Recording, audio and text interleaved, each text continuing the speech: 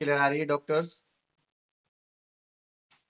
Good morning sir ji, आ रही है। Good morning, good morning.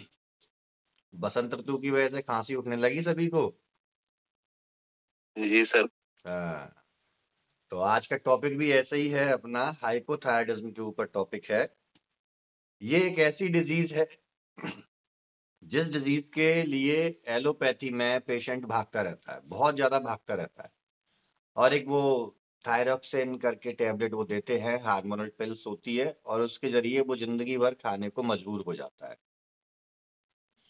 लेकिन इस बीमारी का इलाज आयुर्वेद में इतने अच्छे तरीके से दिया गया है, बस हमें ढूंढने की आवश्यकता होती है।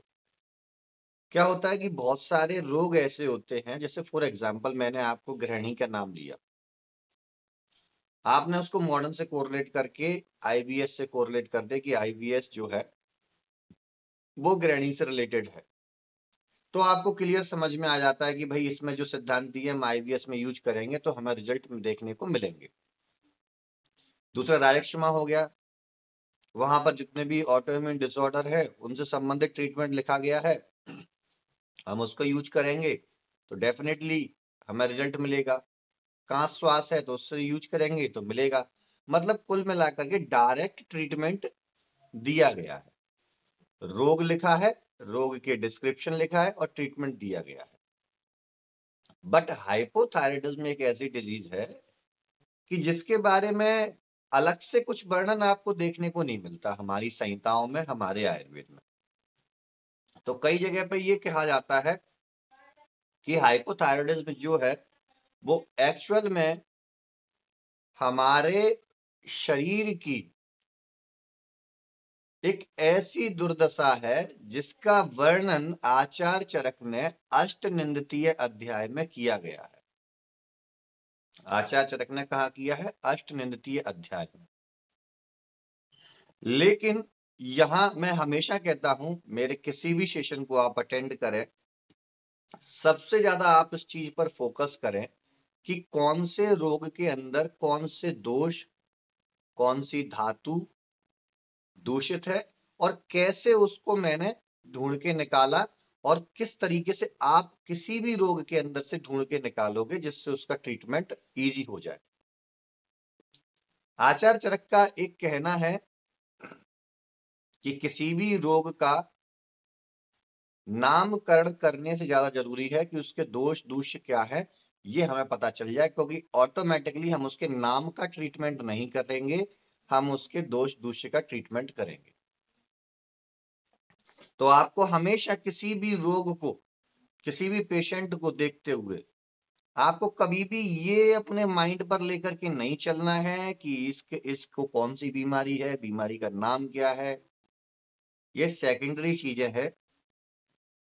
आपको उसके लक्षणों को समझते हुए, उस पेशेंट के लक्षणों को समझते हुए उसके दोषों को निकालना है, कौन सा दोष इसमें दूषित हुआ है। तो ठीक हाइपोथायराइडिज्म के ऊपर डॉक्टर राम और मैंने काम किया, तो एक रिसर्च पेपर भी हमारा पब्लिश हुआ है।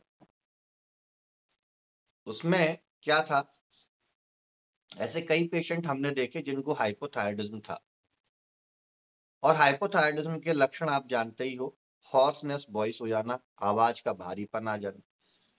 बहुत सारे पेशेंटों में देखिए सुनने को मिलेगा आपको, बहुत सारे पेशेंटों में वजन बढ़ने लगता है, लेकिन बहुत पेशेंटों में वजन भी नहीं बढ़ता है, नॉर्मल वेट रहता है। बहुत सारे पेशेंटों में हेयर वगैरह यहाँ ग्रो करने लगते हैं, फीमेल्स में स्पेशली। डिप्रेशन का एक माहौल उनको बनता है, गले में खराश सी रहती है, डाइजेशन प्रॉपरली उनका नहीं रहता है, स्ट्रेस बहुत ज्यादा बढ़ती है। पीरियड्स की प्रॉब्लम उन महिलाओं को सबसे ज्यादा होती है, जिसको डिस्मेनोरिया की कंडीशन बोले या मैक्टोरेजिया की भी बोले। तो इस प्रकार की कंडीशंस उन पेशेंट्स में बनती हैं। और भी कई सिम्टम्स हैं। तो ये चीजें उस पेशेंट के अंदर देखने में हमें आती हैं, तो हम ऐसा अंदाज करते हैं कि इसको हाइपोथायराइडिज्म हो सकता है, और इसकी फर्दर इन्वेस्टिगेशन थायराइड प्रोफाइल करा करके हम अपने यहाँ पर उसको बुलवाते हैं और देखने को मिलता है कि एक हार्मोन है जो कि उसका बहुत ज्यादा बढ़ के आया है। वो कौन सा हार्मोन है? उसका नाम होता है TSH, थायराइड स्टिमुलेटिंग हार्मोन। अब यहाँ इस जो वेबिनार अपना ये जो मैं आपको बता रहा हूं आज, यहाँ पर थियोरेटिकली कुछ नहीं होने वाला है। यहाँ मैं वो आपको बताने वाला हूं जो एक्सपीरियंस हम लोग फेस करते हैं या जो किया है, ताकि प्रैक्टिकल जो भी माहौल हमने देखा है, किस प्रकार से ट्रीटमेंट प्लान किया है, कैसे पेशेंट ठीक होते हैं, इस चीज को आप प्रैक्टिकली समझ सको। तो हमारे पास पेशेंट आए जिसमें आप नोटिस करेंगे, आपने खुद नोटिस किया होगा, जो भी आपको हाइपोथायराइडिज्म के पेशेंट मिले होंगे, कि सबसे ज्यादा यहाँ पर महिलाएं ग्रसित होती हैं। हाइपोथायराइडिज्म के पेशेंट्स की संख्या में सबसे ज्यादा महिलाओं का ही नाम आता है। हमें देखने को मिलता है, हमारे आस पड़ोस में भी यदि कोई है तो पूछने आपके पास भी आते हो कि डॉक्टर साहब इसका थायराइड का कोई ट्रीटमेंट है क्या, नहीं है, तो ज्यादातर आपको महिलाएं ही देखने को मिलती हैं। तो जब हम उन महिलाओं की हिस्ट्री ले रहे थे तो हमें वहां पर एक चीज बहुत कॉमन लगी, एक चीज बहुत कॉमन लगी, वो थी लॉन्ग टाइम स्ट्रेस। काफी लंबे समय से उनको स्ट्रेस होना या डिप्रेशन के शिकार होना या एंजाइटी की शिकार होना, ये समस्या उनको बन रही थी। और दूसरे टाइप के पेशेंट कैसे मिले कि जिनको स्ट्रेस थी बट वो स्ट्रेस के हैबिचुअल हो गए थे। हैबिचुअल कैसे? मान लीजिए काफी समय पहले पारिवारिक कुछ समस्याएं चल रही हैं और उन समस्याओं को इतना झेल लिया उस व्यक्ति ने कि अब उसका उस समस्या के प्रति एक नेचर हो गया, ठीक है ये तो नॉर्मल है, ऐसी समस्याएं तो आती रहती हैं। लेकिन वो जो समस्या है, वो जो चिंता है, जिसको हम धारणीय बेगों में बोलते हैं, धारणीय बेगों में, है ना, वो सारी चीजें हमारे माइंड में स्टोर होती जा रही हैं, हमारी बॉडी को अफेक्ट कर रही हैं। काफी समय तक जब बॉडी के अंदर स्ट्रेस रहती है तो वो हमारे शरीर के हार्मोनल सिस्टम को डिस्टर्ब करती है। तो यहां हमें ये चीज देखने को मिली। दूसरा जो हमें देखने को मिला महिलाओं में, वो महिला या जेंट्स भी इसको मान लीजिए, लेकिन सबसे ज्यादा जो पेशेंट मिलते हैं महिलाएं ही देखने को मिलती हैं। दूसरा जो सबसे ज्यादा देखने को मिला वो उनका डाइजेशन का प्रॉपरली खराब होना देखा गया। डाइजेशन का प्रॉपरली खराब होना देखा गया। ऐसी हिस्ट्री मिली कि काफी लंबे समय से प्रॉपर समय पर वो भोजन नहीं कर रहे हैं, और कर रहे हैं तो मन से नहीं कर रहे हैं, मतलब फोकस वहां पर नहीं है। इन चीजों को समझते चलना, यहीं से ट्रीटमेंट निकल के आता है। जहां पर समस्या होती है वहीं से ट्रीटमेंट निकल के आता है। तो या तो वो भोजन नहीं कर रहे होते हैं समय पर, या फिर कर रहे होते हैं लेकिन उनका ध्यान वहां नहीं होता है कि खाए जा रहे हैं, बस खाने को खाए जा रहे हैं, उसका स्वाद लेने को नहीं खाए जा रहे हैं। और एक और जो रीजन देखने को मिला, वो देखने को मिला फास्ट फूड का रीजन सबसे ज्यादा देखने को मिला। आज से पहले थायराइड के पेशेंट बहुत कम देखने को मिलते थे। अगर हम प्राचीन टाइम पे जाएं, आज से 10-15 साल पुराने समय में भी अगर जाएं तो बहुत कम देखने को मिलेंगे। जस्ट इसके बाद एक हम कैंसर के ऊपर डिस्कशन भी करने वाले हैं, अभी ये अपना ये खत्म होगा उसके बाद, तो वहां भी इस चीजों की तरफ हम डिस्कस करेंगे, कैसे आज के समय में कैंसर के पेशेंट बढ़ते जा रहे हैं और क्या रीजन हो सकता है। तो वहां पर हमने जो पेशेंट को देखा कि महिलाओं से हिस्ट्री ली, तो महिलाओं ने बताया कि सर ऐसे ऐसे हमें इतने समय से स्ट्रेस थी। और वो धीमे धीमे जब पेशेंट से बहुत डिटेल में पूछते जाते हैं, डायग्नोसिस उसकी लेते जाते हैं, क्वेश्चन आंसर आप पेशेंट से जितना ज्यादा करते जाते हैं, तब वो निकल के आता है कि ऐसा ऐसा प्रॉब्लम थी। आपको उसको डाइटिंग हैबिट्स की आपको उसकी हिस्ट्री लेनी है कि वो खाने पीने का क्या शौकीन है, कौन से रस उसको ज्यादा पसंद है, मधुर रस ज्यादा खाता है या अम्ल या लवण या किस प्रकार की चीजें ज्यादा खाता है। तो इससे आपको एक दोषों का अंदाजा लग जाता है कि ये चीजें खाएगा तो इसकी बॉडी में ये दोष दूषित होने की संभावना सबसे ज्यादा हो सकती है। दूसरा, आपको उस पेशेंट की लाइफ स्टाइल को देखना है कि उसका सोने जागने का उठने का टाइमिंग क्या है, प्रोफेशनल लाइफ स्टाइल को देखना है, जॉब प्रोफाइल कैसी है, स्ट्रेस बहुत ज्यादा रहती है या जॉब में बहुत ज्यादा वर्कलोड रहता है, इस प्रकार से उसका देखना है, जिससे क्या होता है कि उसके स्ट्रेस के लेवल को हम देख पाते हैं। तीसरा, उसका डाइजेशन कैसा रहता है, उसका मोशन कैसा रहता है, उसका यूरिन पास आउट कैसा होता है।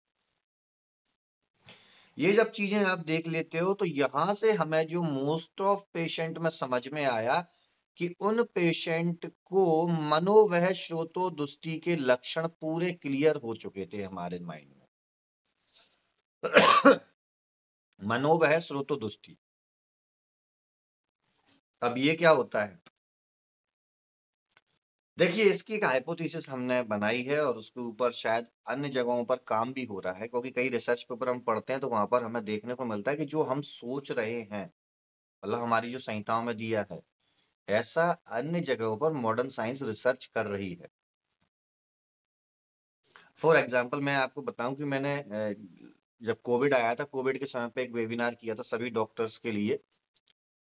तो वहां पर मैंने बताया था कि मेटाबॉलिक प्रॉब्लम्स जो होती हैं उसकी वजह से कोरोना के पेशेंट्स पर क्या प्रभाव पड़ता है।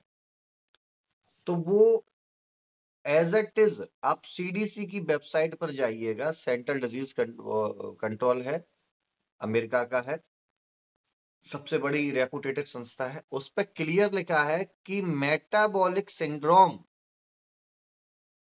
जिन व्यक्तियों में था उनकी डेथ 99.2% लोगों की हुई है। जितने भी कोविड मरे हैं, कोविड के व्यक्ति मरे हैं, उनमें 99.2 पेशेंट वो थे जिनको प्रीवियसली मेटाबॉलिक सिंड्रोम था। तो ये चीजें कितने समय पहले हमारे आचार्य बोल गए कि आम दोष जो है उसकी वजह से सारी समस्याएं होती हैं, और हमें आज समझने में आ रही है प्रॉब्लम इनको, और आज मॉडर्न साइंस वाले उसी पर रिसर्च कर रहे हैं। तो यहाँ मनोवय स्रोत से आप क्या समझेंगे? देखिए, यहाँ पर स्ट्रेस का माहौल जो पेशेंट में होता है बहुत ज्यादा देखने को मिलता है, और स्ट्रेस की वजह से हमारे हाइपोथैलेमस जो होता है वहां पर स्ट्रेस का सेंटर पॉइंट होता है, और हाइपोथैलेमस हाइपर एक्टिव होने की वजह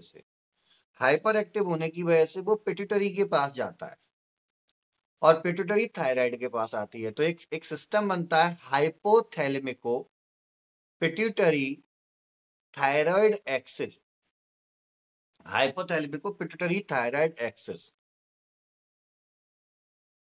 तो इसकी वजह से क्या होता है? इसकी वजह से जो हार्मोनल एक प्रोसेस होती है कि हाइपोथैलेमस पिट्यूटरी से कहेगा कि इसको बनाओ, पिट्यूटरी कहेगी कि ये बनाओ, और ये जाकर के उस चीज को बनाना शुरू कर देगी। समझ में आ रहा है मैं जो समझाने की कोशिश कर रहा हूं? कि हाइपोथैलेमस कहता है नॉर्मल वे में कि बॉडी के इस हिस्से को इस चीज की जरूरत है, तो आप ये बनवाओ। बॉडी के इस हिस्से को इस चीज की जरूरत है, ये बनवाओ। तो पिट्यूटरी नेक्स्ट जो भी ग्लैंड होती है, चाहे एडिनल ग्लैंड हो, चाहे ओवरीज हो, चाहे पेंक्रियाज हो, चाहे थायराइड हो, तो हमारे यहाँ पे इसके एक्सेस होते हैं। जैसे ओवरी से रिलेटेड है, जहां पे फाइब्रॉइड या पीसीओडी आता है, तो pituitary hypothalamo pituitary ovarian axis, hypothalamo pituitary adrenal axis, hypothalamo pituitary thyroid axis, thyroid axis. तो यहां पर क्या है, इसका नाम से समझ में आ रहा है हाइपो एंड थायराइडिज्म, मतलब कमी हो जाना, थायराइड के हार्मोन्स की कमी हो जाना, थायराइड के हार्मोन्स की कमी हो जाना। तो थायराइड के हार्मोन्स कौन से हैं? T3 and T4, T3 and T4 thyroid के हार्मोन्स है। तो इन थायराइड के जो हार्मोन्स है T3 एंड T4, इसकी वजह से इनको बढ़ाने के लिए एक बॉडी में सिग्नल जाता है कि भाई यार, ये सारी चीजें कम होने लगी हैं, इनको बढ़ा दो, ये सारी चीजें कम होने लगी हैं, इनको बढ़ा दो।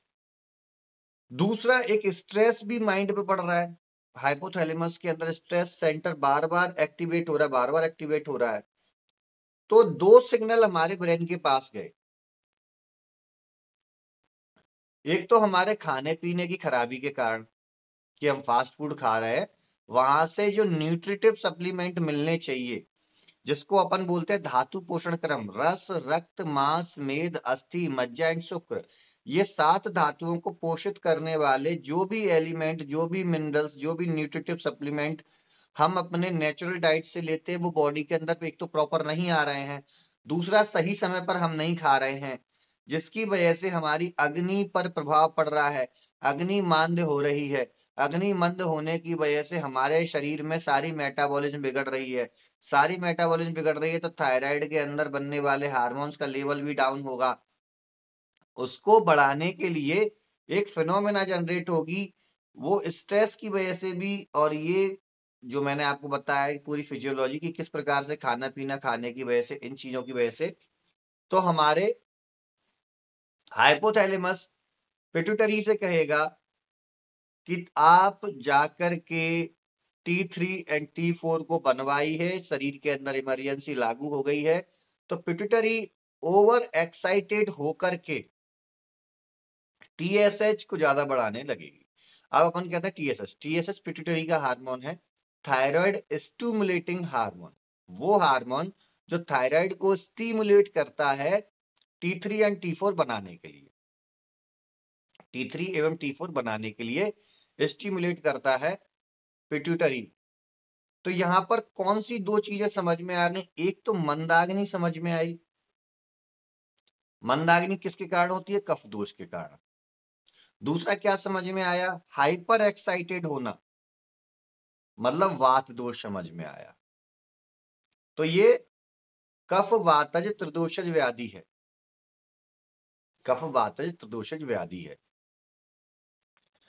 यहां कई पेशेंटों को बमन कर्म जब कराते हैं, बमन कर्म अगर आप सिंपली देखें, बमन कर्म आप कराएंगे किसी पेशेंट को, तो इंस्टेंटली उसके 1 से 1.5 घंटे बाद आप उसकी थायराइड प्रोफाइल करवा लेना, उसका TSH का लेवल डाउन आ जाता है, ओनली बमन कर्म कराने से ही। क्यों?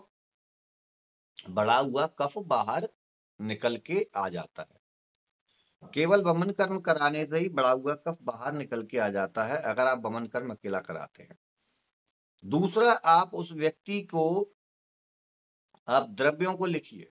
अब हम ट्रीटमेंट के पार्ट पर जा रहे हैं। अब कैसे उसका ट्रीटमेंट, जब सबसे पहले मैंने बताया कि यहाँ दोष कौन से होते हैं, कफ और वात। यदि कोई व्यक्ति मोटा हो रहा है तो मेद धातु दूषित हो रही है, अदरवाइज ऐसा कोई इम्पैक्ट देखने को नहीं आता है। अपन इसको एक पर्टिकुलर क्राइटेरिया बांध के नहीं चल सकते।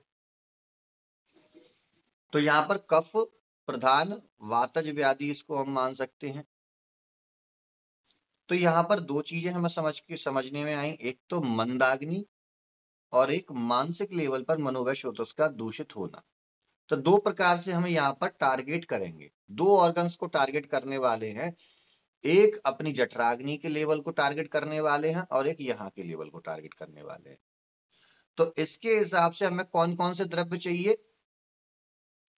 दीपक, पाचक। दीपन कौन से कर्म करते हैं? दीपन करती है समान वायु, पाचन करता है पाचक पित्त।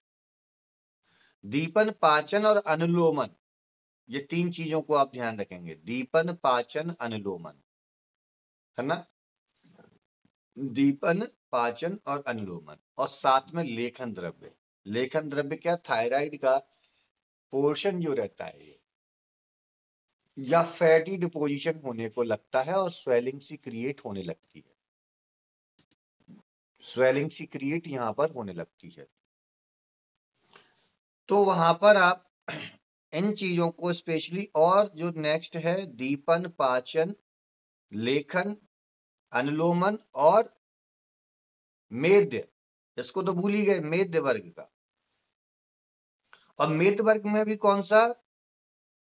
कामिंग प्रवृत्ति का, आपके मन को शांत रखने का कार्य करने वाला, मन को शांत रखने का काम करने वाला। तो इसको 2 स्टेप में डिवाइड करेंगे ट्रीटमेंट को। पहला हम करेंगे मेडिटेशन।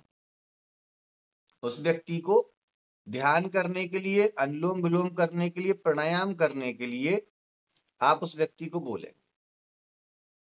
मेडिटेशन के लिए आप उसको बोलेंगे कि आपको अपनी आंखें इस प्रकार से बंद करके और ओम का उच्चारण करना है। ओम का आप खुद करके देखिए। अभी आपको जो मैं महसूस कराना चाह रहा हूं वो महसूस करिएगा, क्यों मैं ओम के उच्चारण की बोल रहा हूं। आपने किया और बोला ओम।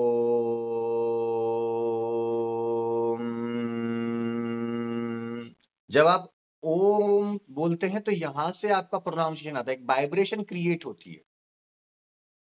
ओ बोलेंगे, ओम ओम 3 शब्दों से मिलकर बना होता है, आ, उ और म। आकार, उकार और मकार। ये तो आ और ऊ तक यहां पर वाइब्रेशंस होते हैं, वाइब्रेशंस। और जब मकार शब्द आता है तो यहां से वाइब्रेशन पूरे यहां तक सर्कुलेट होते हैं। आप इसको करके देखिएगा, अभी आपने करके देखा हो तो महसूस हुआ होगा। तो यहां से थायराइड का एक्टिवेशन स्टार्ट हो जाता है। तो आपको ये करवाना है। और साथ में ब्रेन के हार्मोन्स में जो एक बोलते ना हौच पौच सी फैली हुई है, एक हाइपर एक्टिवेशन हो चुका है उन चीजों का, वो बैलेंस होने लगती है। दूसरा आपको अनुलोम विलोम कराना है। प्रॉपर ऑक्सीजन ब्रेन के अंदर जाएगी तो भी वो शांत होगा, साथ में बॉडी का टिश्यू को जाएगी तो वो प्रॉपरली वहां पर।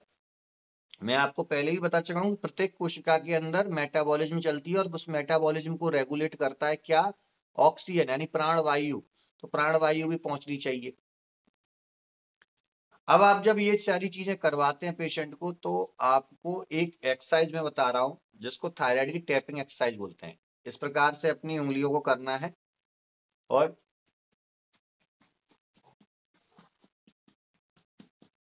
इस प्रकार से आपको ये करवाना है। कितनी देर तक करवाएं? 30 से 40 सेकंड रोज उसको सुबह और शाम करने को बोलिए।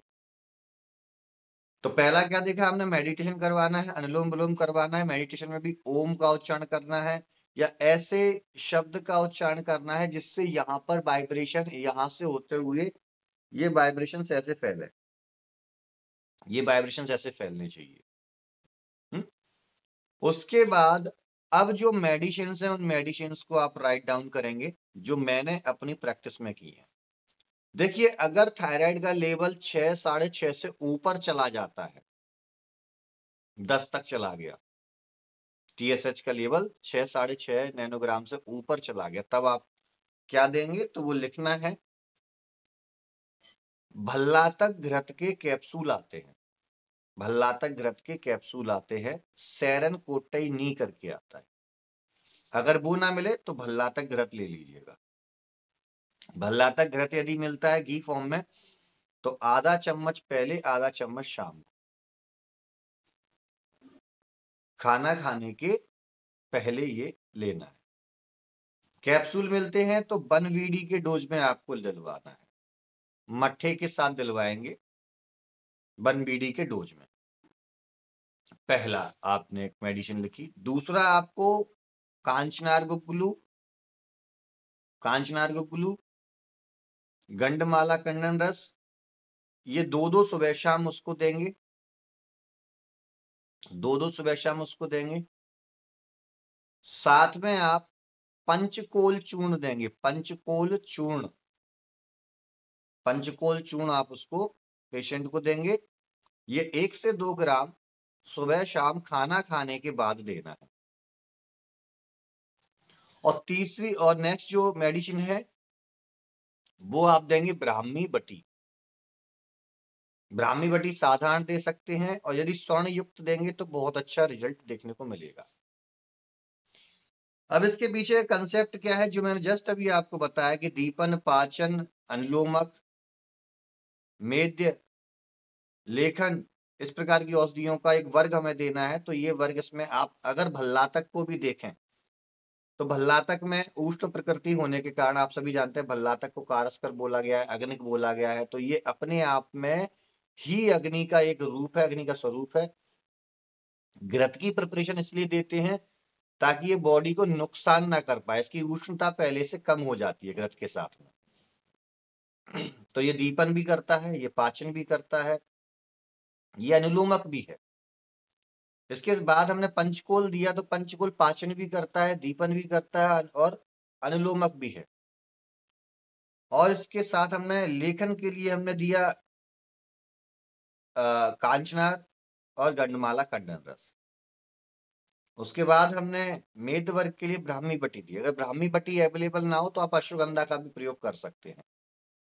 अश्वगंधा की टेबलेट का प्रयोग करें, स्पेशली पाउडर का नहीं करें, अश्वगंधा की टेबलेट का प्रयोग करना है। 500 मिलीग्राम से आप डोज को स्टार्ट करेंगे। सुबह 500 मिलीग्राम की टेबलेट एक और शाम को एक टेबलेट देनी है। अगर वो भी नहीं मिलती है तो तीसरा मेद वर्ग का द्रव आप ब्राह्मी, और फिर जिसको मैं और अच्छा मानता हूं इन सभी में, बचा चूर्ण का प्रयोग करने को मैं बोलता हूं। बचा चूर्ण दीपन पाचन करने के साथ साथ मेद वर्ग की औषधियों में बहुत अच्छा है, स्पेशली थायराइड के लिए। अगर बचा चूर्ण आपको मिल जाए तो आप उसका प्रयोग करवा सकते हैं। तो ये हमने एक बहुत बड़े लेवल का थायराइड का हमने पेशेंट मान लो 10 के ऊपर है तो उसको हमने देखने का प्रयास किया। फिर हमने, अगर उसका थायराइड कम है, लगभग 7 के आसपास जा रहा है, TSH उसका 7 के आसपास जा रहा है, तो आप इसमें से भल्लातक को हटा सकते हैं। आप इसमें से कांचनार को भी हटा सकते हैं। केवल गंडमाला कंडन रस, पंचकोल चूर्ण, बचा चूर्ण का प्रयोग करवा सकते हैं, और जो मैंने एक्सरसाइज बताई उनका प्रयोग आप करवा सकते हैं। तो ये जब आप प्रयोग करवाते हैं तो पेशेंट को काफी अच्छा लाभ देखने को मिलता है। और अपना ट्रीटमेंट में आपको बता दूं, दूसरी थायराइड एक जो भी देखने को मिलती है हाइपोथायराइडिज्म, वो प्रेगनेंसी में देखने को मिलती है। प्रेगनेंसी में देखने को मिलती है, प्रेग्नेंट लेडियों में। तो वहां पर भी अपनी मेडिसिन बहुत सेफ है, अपनी मेडिसिन बहुत सेफ है। वहां आप सिंपली गंडमाला कंडन रस का प्रयोग करके, आप पंचकोल चूर्ण का प्रयोग करके, या बचा चूर्ण का प्रयोग करके, या कुछ नहीं तो ब्राह्मी बटी का प्रयोग करके उनके थायराइड को आप बैलेंस कर सकते हैं। और इजीली बैलेंस होता है। जब ये पेशेंट का आप थायराइड बैलेंस कर दें तो उस पेशेंट को फिर आपको फॉलोअप पे लेना होता है। प्रत्येक 2 महीने बाद उसको फॉलोअप के लिए बुलाएं कि 2 महीने में आप TSH करवा के दोगे। और वो TSH करवाने के बाद आप हमेशा उस पेशेंट को एक चीज के लिए मोटिवेट करना कि अपनी लाइफ स्टाइल को करेक्ट रखना, क्योंकि ये लाइफ स्टाइल से रिलेटेड डिसऑर्डर है। और लाइफ स्टाइल बिगड़ेगी तो बीमारियां, ऐसा नहीं होता है कि भाई मेरे को आज जुकाम हो गया, खांसी हो गई, क्यों हुई? क्योंकि मैं बाहर घूमने के लिए चला गया बिना जैकेट के, बहुत ज्यादा ठंडे पानी में नहा लिया, जो भी कुछ रीजन रहा होगा। डॉक्टर साहब के पास गया, डॉक्टर साहब से बोला कि डॉक्टर साहब मुझे ये बीमारी नहीं होनी चाहिए, ऐसा ट्रीटमेंट कर दो, गारंटी ले लो। अब मैंने उसको ठीक कर दिया, उसके बाद फिर मैं चला गया, उसी तरीके से घूम रहा हूँ, फिर रहा हूँ, तो क्या गारंटी नहीं है कि दोबारा जुकाम होगा? एक बार कोई रोग आपकी बॉडी में आता है तो वो किस वजह से आता है? आपके गलत खान पान की वजह से, आपके गलत रहन सहन की वजह से, मतलब आहार और विहार गलत हो जाता है उसकी वजह से। तो आपके तीनों दोषों में विकृति होती है, और उस विकृति की वजह से रोग की उत्पत्ति होती है। लेकिन जब आप किसी वैद्य के पास जाते हैं तो वो वैद्य करता क्या है? उन्हीं दोषों को बैलेंस करता है, उसी विकृति को हटाने की कोशिश करता है। लेकिन आप फिर से वही कार्य करने लगोगे। जब स्वस्थ शरीर के अंदर गलत रहन सहन, गलत खान पान से रोग आ सकते हैं, तो एक बार आपकी बॉडी उस रोग से ग्रसित हो चुकी है तो दोबारा आने के चांस क्यों नहीं हो सकते? इसलिए उस रोगी से बोले कि अपनी लाइफ स्टाइल को करेक्ट रखना है। और लाइफ स्टाइल को करेक्ट रखना कोई बड़ी बात नहीं है। डे टू डे लाइफ में अगर आप टाइम टू टाइम भोजन करेंगे, स्ट्रेस मैनेजमेंट के लिए जो आपने मेडिटेशन बताया उसको करेंगे, तो कोई प्रॉब्लम ही नहीं है। इजीली आप लंबे समय तक विदाउट मेडिसिन आप थायराइड आपकी बॉडी में आ ही नहीं सकता, आप इतने समय तक स्वस्थ रहने वाले। एक केस मैं आपको दिखाता हूं जो जस्ट अभी रिसेंटली का है। पुराने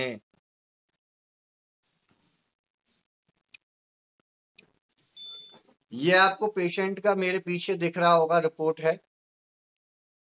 इन पेशेंट का लगभग 7 के आसपास इनका थायराइड हाइपर टीएसएच जो था, टीएसएच का लेवल 7 के आसपास हो गया था। और इनको जो जैसा कि मैंने सिम्टम्स बताए वो सारे सिम्टम्स देखने को मिल रहे थे। और स्ट्रेस का भी पुरानी हिस्ट्री इनकी थी। साथ में थोड़े ये वेटेड हैं, ओवरवेटेड समझ लीजिए। तो ये सारी चीजें हमें, जो मैंने अभी आपको जस्ट बताई, वो सारी चीजें यहाँ पर हमें देखने को मिली। फिर इसके बाद जो ट्रीटमेंट मैंने आपको बताया जस्ट अभी कि मैंने गंडमाला कंडन रस, पंचकोल चूर्ण, ब्राह्मी बटी, इसका जब प्रयोग हमने उनके ऊपर करवाया, और एक इनका कॉम्बिनेशन भी आती है एक मेडिसिन जो मैं बहुत ज्यादा यूज करता हूँ, नागार्जुन की एक थायरोकाल्म भी आती है। मैं आपको अगर अलग से ये मेडिसिन ना मिले तो एक कॉम्बिनेशन बताता हूँ।